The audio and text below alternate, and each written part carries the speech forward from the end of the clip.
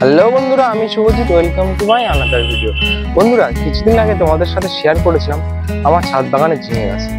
ছোট ছোট ঝিঙে তোমাদের সাথে দেখিয়েছিলাম। সেই ঝিঙে দেখা যাচ্ছে কত বড় বড় হয়েছে, কত সুন্দর সুন্দর ঝিঙে হয়েছে।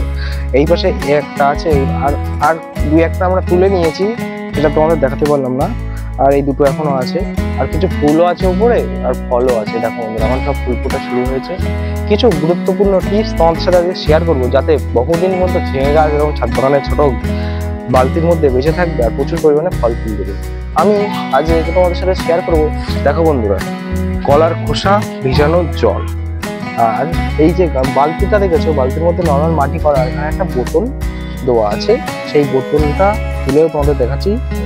বোতলটা এই এইখান থেকে ছিদ্র করা আছে। এই দেখো, এক ফোঁটা করে জল পড়ছে। যেহেতু অতিরিক্ত এখন শীতকালের সময় মাটি শুকিয়ে যায়, সেই কারণে আমি এভাবে একটা ব্যবস্থা করে রেখেছি। আর এর মধ্যে আমি সার, লিকুইড সার বলো, যাই বলো, খাবার টাবার এর মধ্যে দিই। আমি এটাকে এইভাবে রেখে দিলাম। এই যে কলার খোসা পচা জল কিছুটা এর মধ্যে দিয়ে দেব, এই দিয়ে দিলাম। এটা এইভাবে এই আস্তে আস্তে এক ফোঁটা করে টেনে নেবে, আর গাছে খাবার পাবে। আমার এইভাবে আমি গাছে সারটা দিই, আর এমনি নর্মাল জল দিই। সারটা এইভাবে এক ফোঁটা করে যেতে থাকে, যাতে সারটা বেরিয়ে যে না যায়, নষ্ট না হয়। আর এতে কি হয়, গাছপালা সতেজ থাকে, খুব সুন্দর গ্রোথ হয়, আর সাথে ফল ফুল আসে প্রচুর পরিমাণে।